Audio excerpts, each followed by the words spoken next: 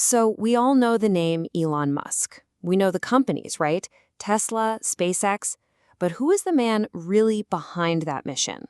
Well, Walter Isaacson's biography takes us deep inside his world, and what it reveals is a story that starts way, way before any rockets or electric cars. You probably remember this line from his Saturday Night Live monologue. It got a huge laugh.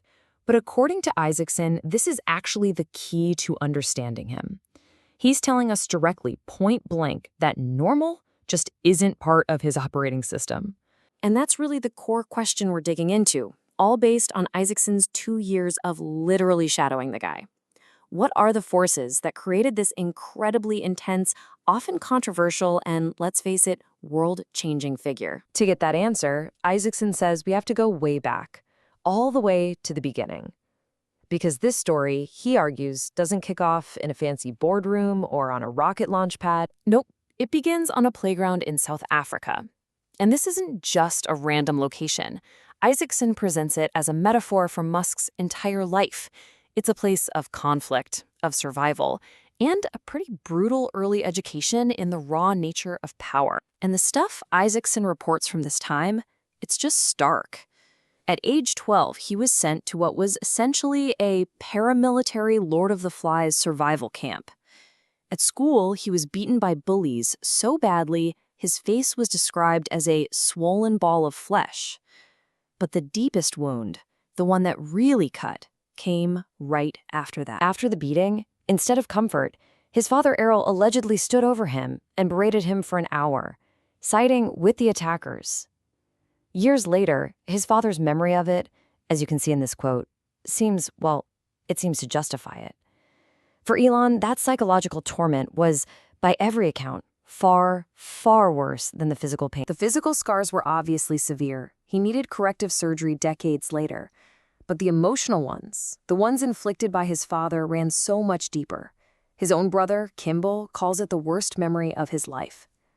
Isaacson argues these experiences forged two core traits in him: an unbelievable threshold for pain and a deep-seated aversion to ever feeling safe or satisfied. And this conditioning created something that people in his inner circle actually have a name for: demon mode.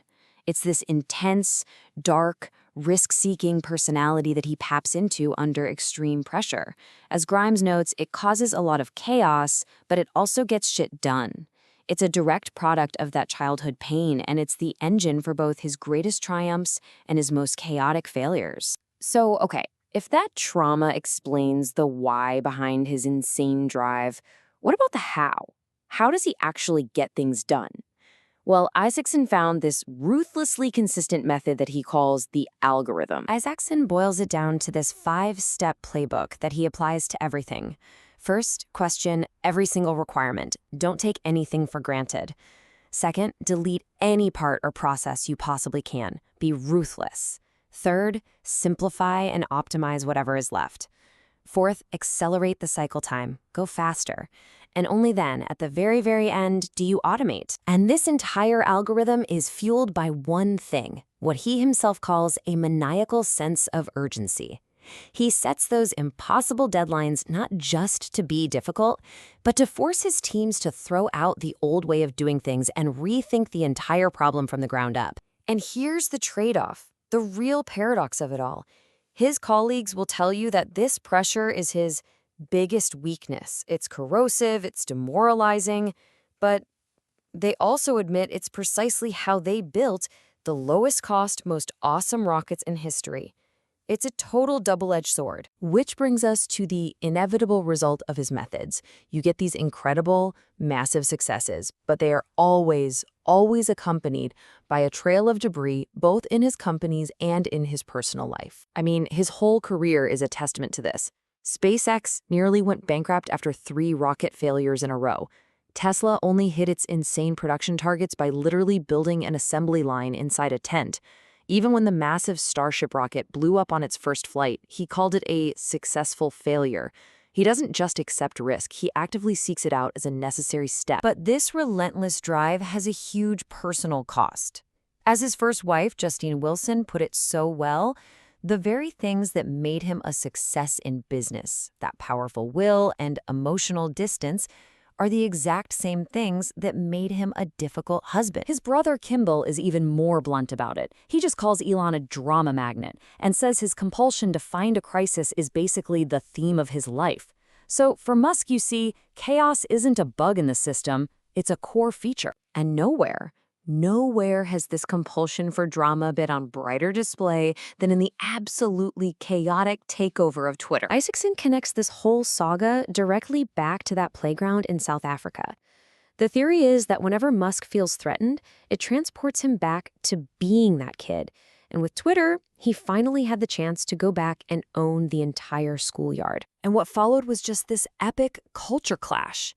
You had the old Twitter culture, psychological safety, high empathy, monthly days of rest, work from home, and it smashed head-on into Musk's philosophy. Hardcore, maniacal urgency, sleeping at the office, what he called thermonuclear layoffs. The result was pure combustion. The timeline was just relentless. October 27th, he closes the deal, fires top execs on the spot. By November 4th, half the company is laid off, via email. Then he issues a hardcore ultimatum and thousands more just resign.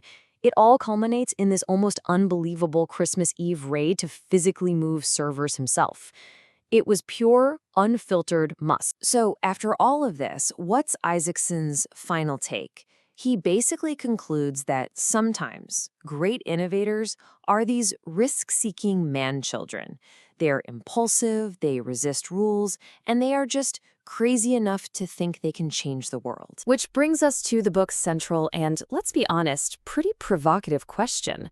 As Isaacson himself frames it, can you really separate the innovator from, well, the asshole? To put it another way, could you get those rockets to actually orbit the Earth or get the whole world moving toward electric cars without also accepting all of him?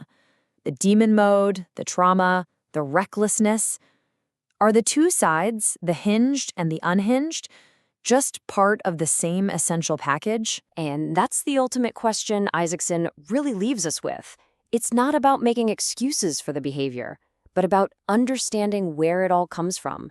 It boils down to this: are the flaws actually an essential part of the genius? That's the one to chew on.